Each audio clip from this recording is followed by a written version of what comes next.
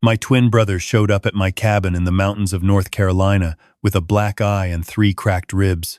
When I found out it was his own daughter-in-law who did this to him, I shaved my beard, put on his clothes, and walked into her house. She had no idea she had just invited a retired FBI interrogator into her living room, and by the time I was done with her, she was begging for handcuffs. My name is Arthur Brannigan. I am 66 years old. I spent 38 years with the Bureau, most of it in behavioral analysis, the unit that hunts serial predators.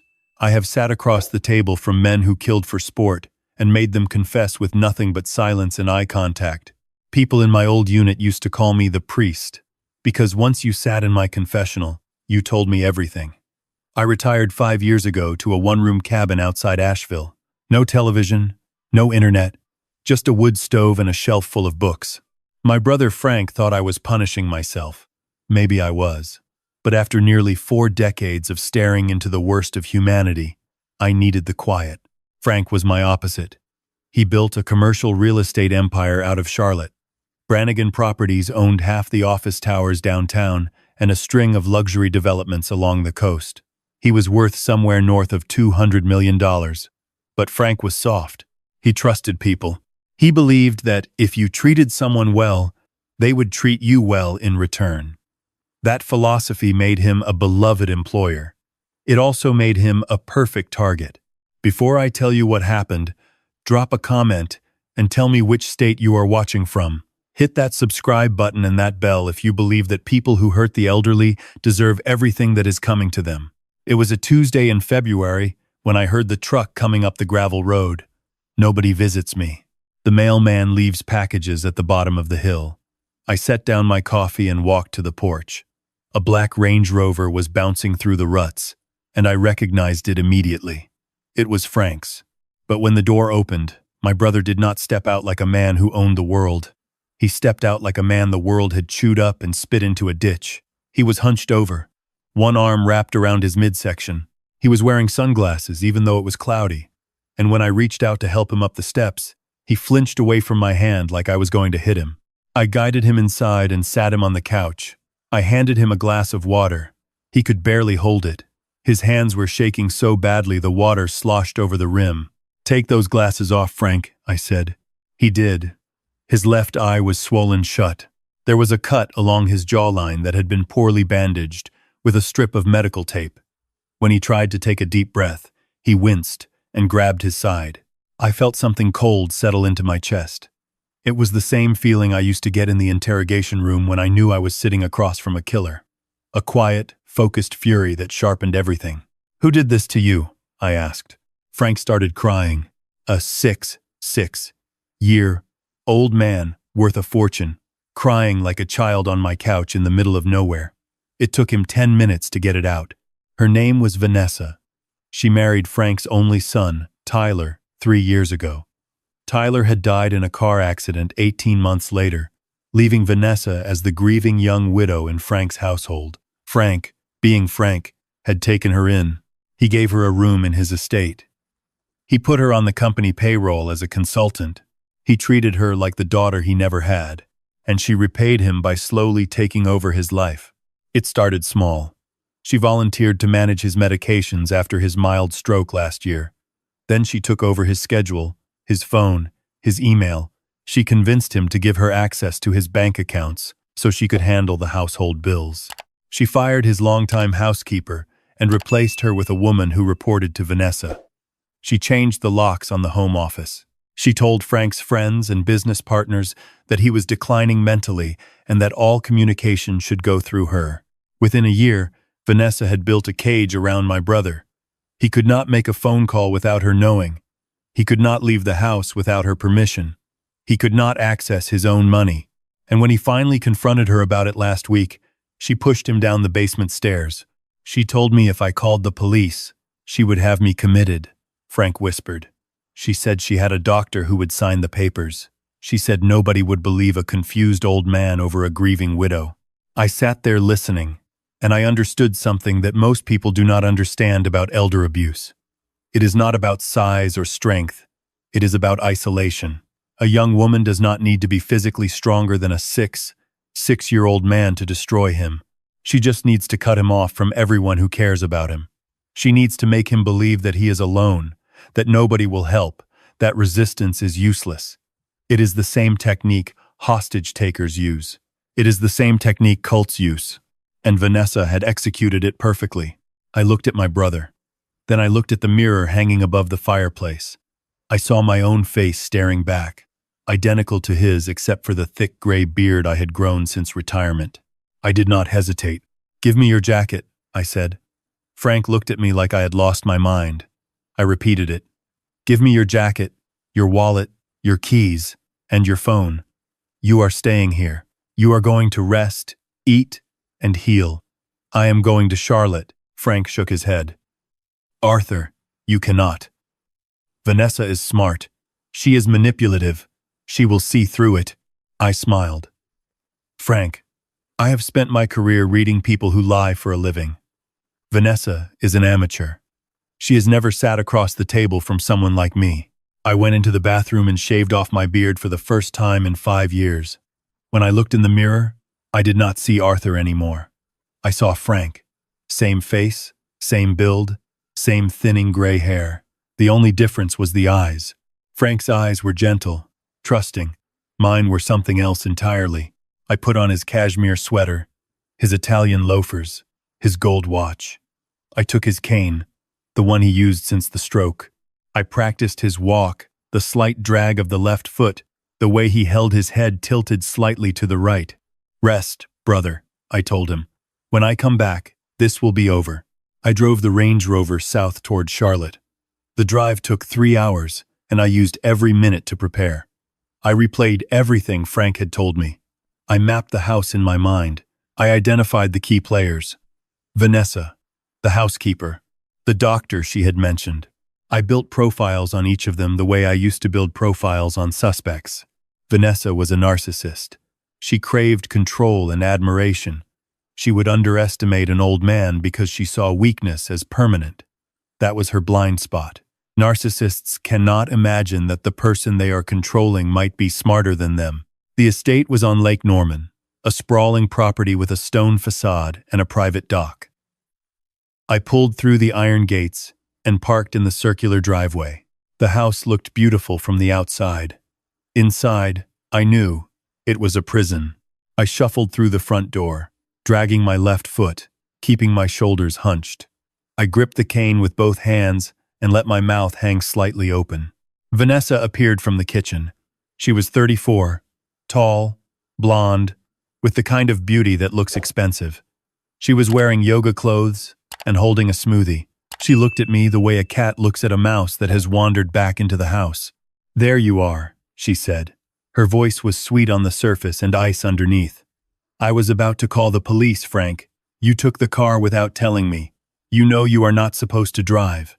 Where have you been?" I lowered my eyes. "I went for a drive," I mumbled. "I needed air." She walked over to me and took the car keys from my hand. "Not anymore," she said. "I am holding these. Dr. Morrison said, driving is too dangerous for you.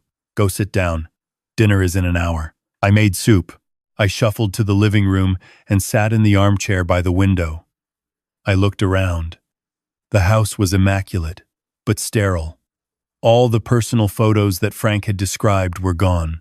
The bookshelves had been cleared of his collection. The walls that once held his awards and family portraits now displayed abstract art that Vanessa had chosen. She had erased him from his own home. Dinner confirmed everything. Vanessa sat at the head of the table, Frank's chair, and ate grilled salmon with roasted vegetables. In front of me, she placed a bowl of plain broth and a piece of stale bread. I picked up the spoon. "Eat slowly," she instructed without looking at me. "Your stomach has been acting up. I am limiting your portions until Dr. Morrison clears you." I ate the broth. It was barely warm and tasted like dishwater. I said nothing. I watched. After dinner, Vanessa took a phone call in the study. The door was closed, but voices carry in old stone houses, and my hearing was sharper than most men half my age. I pressed my ear to the wall from the hallway. "The house will be in my name by the end of the month," she said. "The power of attorney paperwork is already filed. Once Morrison signs the competency evaluation, I can liquidate the coastal properties. That is 40 million in the first wave. The rest I will move through the holding company over the next 6 months. There was a pause. Then she laughed. He has no idea. He thinks I am helping him. He thanks me every morning for taking care of him. It is pathetic. I pulled away from the wall. My hands were shaking, not from weakness, but from a rage so concentrated it felt like electricity running through my veins. This was not just abuse. This was a coordinated financial takeover.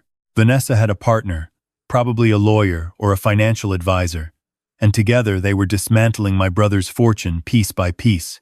I went upstairs to the master bedroom. Frank had told me about the nights. He said he would wake up to find furniture moved, lights left on, water running in the bathroom. He thought he was losing his mind. I knew better. I climbed into bed and waited. At 2 a.m., the door opened. I heard the soft pad of bare feet on carpet. The smell of expensive perfume drifted through the darkness. Vanessa moved to the nightstand. I heard the click of a pill bottle being opened, then the sound of pills being poured out and replaced with something else. She was swapping his blood pressure medication. I had seen enough, but I waited. Patience is the most lethal weapon in an interrogator's arsenal. She leaned over me. Her breath was warm on my face. She whispered, barely audible, "You left the stove on again, Frank. You are going to burn the house down. Remember what happened last time? Remember the fire? You need to let me handle everything. You are too confused.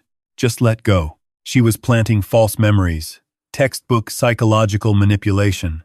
I had studied it, taught it, used it in reverse to extract confessions.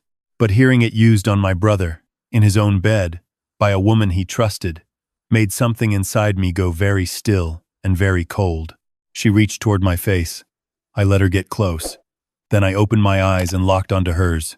I did not grab her. I did not shout.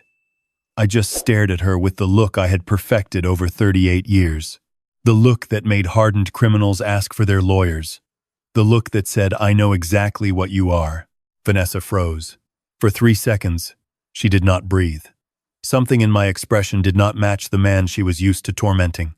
She stumbled backward, knocking into the dresser. "Frank," she stammered, "are you okay? You scared me. I was just checking on you." I closed my eyes again and rolled over. "Go to bed, Vanessa," I mumbled. I let her retreat. I heard her footsteps quicken down the hallway. I heard her bedroom door lock. Round one was mine. I had rattled her without revealing myself. Now I needed evidence. The next morning, I woke before dawn. Vanessa was still sleeping. I went to the medicine cabinet and examined every bottle. 3 of his prescriptions had been tampered with. The blood pressure pills were sugar tablets. His blood thinners had been replaced with vitamin B capsules. His anti-seizure medication was missing entirely. I photographed everything with the phone hidden in my pocket, a burner I had picked up before leaving Asheville. Then, I went to work on phase 2. I found Vanessa's laptop in the study. She had a password, but people who think they are the smartest person in the room get lazy about security. I checked the sticky notes under the keyboard. There it was. I opened her email and spent 45 minutes photographing financial records, wire transfers, and correspondence with a man named Derek Calloway, a disbarred attorney operating out of Wilmington. They had been systematically transferring Frank's assets into shell companies registered in Delaware. The total so far was $11 million. I closed the laptop and put it back exactly where I found it. I heard Vanessa moving upstairs. I shuffled back to the kitchen and started making coffee. She came downstairs looking rattled. She had not slept well. She poured herself a cup and stared at me across the island counter. "You were talking in your sleep last night, Frank," she said. "You were saying strange things. I think we need to call Dr. Morrison." I nodded slowly. "Whatever you think is best, Vanessa." She relaxed. The puppet was behaving. She picked up her phone and walked out to the patio. I reached into the cabinet above the stove. I found what I was looking for. Vanessa's imported high-end probiotic supplement, the kind that cost $80 a bottle. She took 2 capsules every morning with her smoothie. She was obsessive about her gut health. I opened the capsules carefully over the sink. I emptied the powder and refilled each one with a concentrated fiber laxative I had found in the pantry. I sealed them back up and placed the bottle exactly where it was. Then I made her smoothie. I blended it perfectly, adding an extra scoop of the doctored probiotic and a generous pour of magnesium citrate for good measure. I set it on the counter with a napkin, the way Frank always did. Vanessa came back inside. She picked up the smoothie without looking at me. "Thank you, Frank," she said absently, scrolling through her phone. She drank every drop. Vanessa had a meeting that morning at the Brannigan Properties office downtown. She was presenting a restructuring plan to the board of directors, a plan that would give her full operational control. She had spent weeks preparing for it.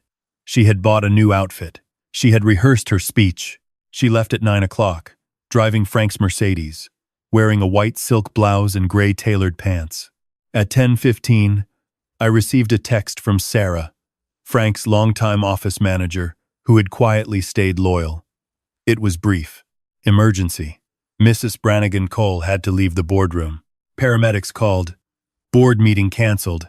Investors from New York walked out. I sat in the living room and laughed until my ribs ached. The Queen had lost her throne, and she had lost it in the most undignified way possible. But the laughter faded quickly.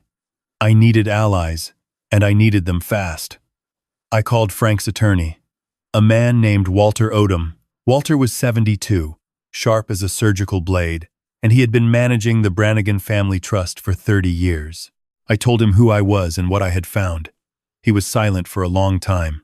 "I knew something was wrong," Walter said quietly. "She blocked every attempt I made to reach Frank. She told my office he had dementia and could no longer conduct business. I should have pushed harder." "You are pushing now," I said. "That is what matters. I need surveillance equipment, Walter. Cameras and microphones. And I need you to contact the district attorney's office. We are building a federal case." Walter arrived that afternoon with a briefcase full of pinhole cameras disguised as electrical outlets. We installed 4 of them while Vanessa was still recovering at a clinic downtown.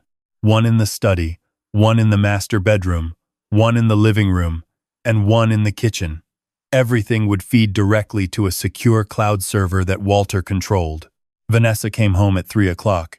She looked pale and humiliated, but she was already rebuilding her composure. She changed clothes and reappeared in the kitchen with fresh lipstick and a glass of wine. "That meeting will be rescheduled," she said, more to herself than to me. "It was food poisoning. It happens." I nodded sympathetically. "Should I make you some tea, Vanessa?" She looked at me with something close to gratitude. "That would be nice, Frank. Thank you." I made the tea. This time, I did not add anything. The prank was over. What came next was serious. Over the following 3 days, the cameras captured everything. They captured Vanessa on the phone with Derek Calloway discussing the timeline for liquidating the coastal properties. They captured her swapping Frank's medications at 2 in the morning. They captured her rehearsing what she would say to Dr. Morrison to accelerate the competency hearing. And they captured the most damaging moment of all. On the 3rd night, Vanessa sat in the study with a bottle of wine and called someone I had not expected, Dr. Morrison himself. The conversation was casual, familiar, too familiar. "Baby," she said, her voice dropping to a purr. "The evaluation is scheduled for Monday. You just need to sign the papers. Say he is showing signs of advanced cognitive decline. Sundowners, paranoia, the whole list. Once the court grants me guardianship, I can sell the lake house. That is 12 million. Your cut is 3. Morrison's voice came through the speaker. "What if he fights it? What if he brings his own doctor?" Vanessa laughed. "He does not have his own doctor anymore. I switched his primary care to you 6 months ago. He signed the form himself. He did not even read it. He trusts me completely." There it was. Conspiracy, medical fraud, financial exploitation, elder abuse. Every word recorded in pristine audio quality, time-stamped and stored on a server that Vanessa did not know existed. I watched the footage on my burner phone and felt the rage crystallize into something hard and useful. This was no longer about scaring Vanessa. This was about destroying every escape route she had and watching her walk into a cage of her own construction. I called Walter. "We have everything we need," I said, "but I do not want her arrested in the house. I want her exposed in public. I want every person she has lied to see exactly who she is." Walter hesitated. "That is risky, Arthur." "I know, But Frank spent his entire career building a reputation. Vanessa has been telling everyone he is senile. If we do this quietly, people will wonder.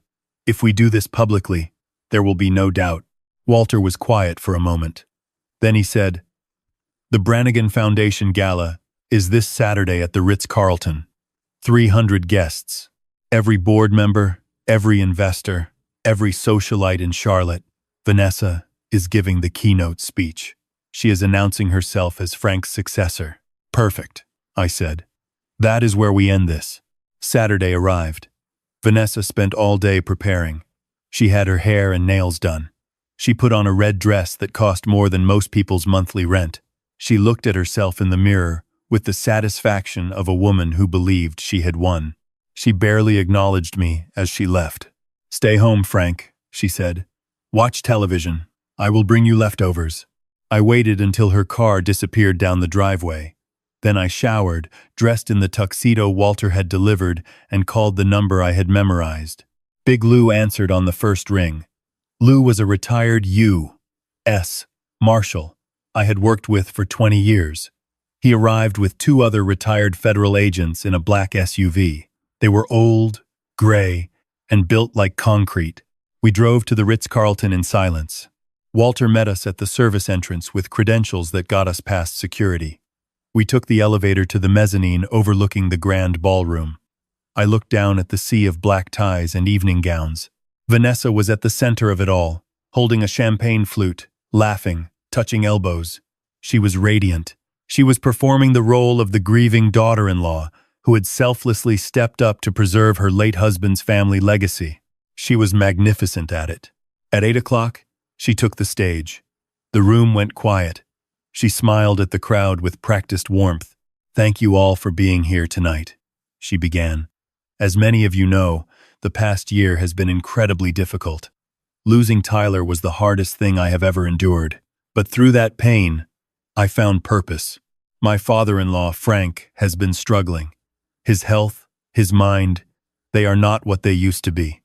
It breaks my heart to say this, but he asked me to carry the torch. He asked me to protect what he built."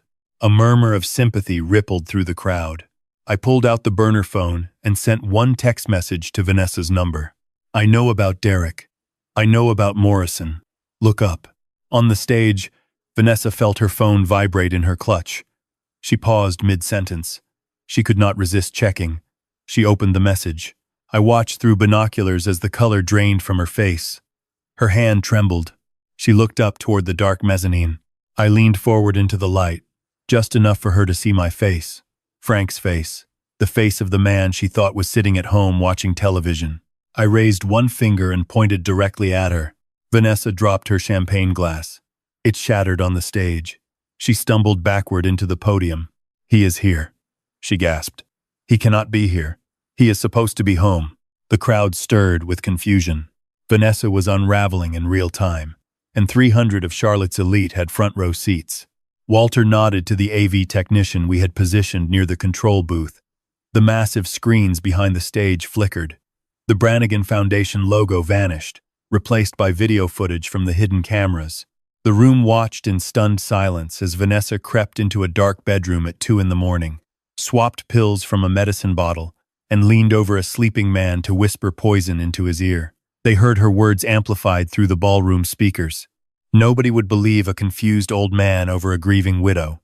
Then the audio shifted to the phone call with Dr. Morrison. "Baby, the evaluation is scheduled for Monday. Your cut is $3 million. A woman in the front row covered her mouth. A board member stood up so fast his chair toppled backward. The whispers turned into a roar. Vanessa screamed into the microphone. "It is fake. It is deep fake. He is the one who is confused. He cannot even remember what day it is." That was my cue. Big Lou pushed me through the ballroom doors in a wheelchair. I was wearing bandages on my head and a sling on my arm, selling the image of the frail old man she had described to everyone. The crowd parted. Every eye followed me down the center aisle. I stopped 10 feet from the stage. I picked up a wireless microphone from the nearest table. "Good evening," I said. My voice was steady and clear. It cut through the chaos like a knife. "My name is Arthur Brannigan. I am Frank's twin brother.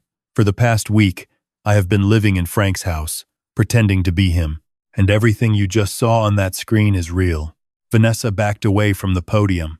Her face twisted through a dozen emotions in 3 seconds. Shock, denial, rage, and then finally, pure animal terror. "You tricked me," she hissed. "You are not Frank. You had no right." I stood up from the wheelchair. I did not struggle. I rose to my full height, dropped the sling, and pulled the gauze from my head. The gasp from the crowd was audible. "I had every right," I said. "You were killing my brother." Slowly, quietly, switching his medications, stealing his money, erasing his life. "You thought nobody was watching. You were wrong." The ballroom doors opened behind me. 2 Charlotte Mecklenburg police detectives walked in, followed by an FBI agent I had worked with in my old unit. They moved toward the stage with the calm efficiency of professionals who had done this 100 times.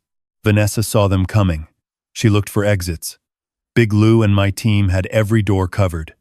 She looked at the crowd for an ally, but every face she met stared back with disgust.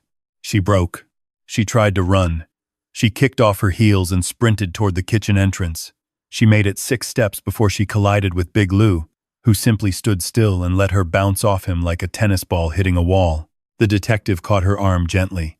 "Vanessa Cole, you are under arrest for elder abuse, financial exploitation, conspiracy to commit fraud, and attempted murder by medical negligence. You have the right to remain silent." Vanessa screamed. She screamed my brother's name. She screamed that it was a misunderstanding.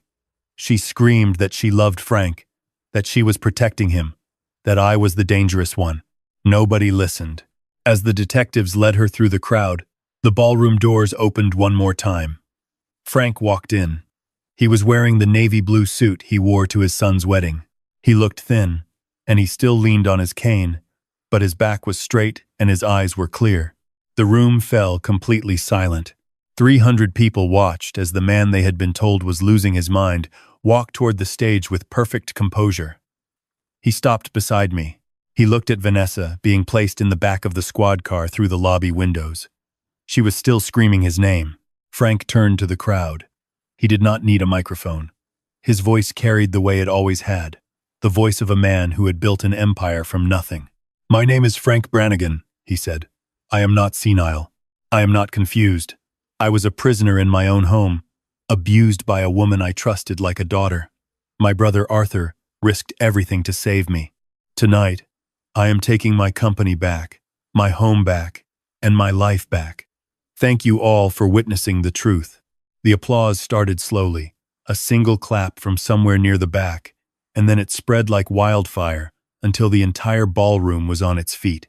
Frank looked at me. His eyes were wet, but he was smiling. The first real smile I had seen from him in years. 3 months later, I was back at my cabin. The wood stove was crackling. The coffee was hot. The mountains were doing that thing they do in spring where the fog sits in the valleys like cotton. Frank called every Sunday now. He sounded good, strong. He had taken the company back and fired every board member who had looked the other way. He started a foundation for elder abuse awareness and funded a hotline that had already helped 200 families in its first month. Vanessa was in federal custody awaiting trial. The evidence was overwhelming. The cameras, the financial records, the recorded phone calls. Derek Calloway had flipped on her within 48 hours of his arrest, providing testimony that linked her to a pattern of targeting wealthy older men. Frank was not her first victim. He was her third. Dr. Morrison lost his medical license and was facing his own set of charges. The medical board investigation revealed he had signed fraudulent competency evaluations for 6 other patients, all connected to financial exploitation schemes. As for Frank's foundation, it was growing faster than he had anticipated. He asked me to sit on the board. I told him I would think about it. The truth was, I was already thinking about it. I missed having purpose. I missed the feeling of standing between a predator and their prey. The cabin was peaceful, but peace is not the same as purpose. My phone buzzed. It was Frank. "Mallory called," he said. "Vanessa's cousin. She found out Vanessa had been taking money from her grandmother too. She asked if the foundation could help." I set down my coffee. "Give me the address," I said. Frank laughed. Arthur, you just got home. I looked out at the mountains. The fog was lifting. The sun was breaking through.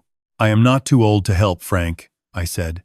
And you know what they say about retired FBI agents. What is that? There is no such thing. I hung up the phone, grabbed my jacket, and walked out the door. The road down the mountain was calling, and somewhere out there, someone needed a brother who knew how to fight. My name is Arthur Brannigan. I am 66 years old. If you think I am just a quiet old man in a cabin, you are welcome to test that theory. But I would not recommend it. If this story made you feel something, hit that like button and subscribe to Voice of Pops for more stories where karma comes knocking. Share it with someone who needs to hear that age does not mean weakness. And remember, treat your elders with respect. You never know which one used to carry a badge. See you in the next one.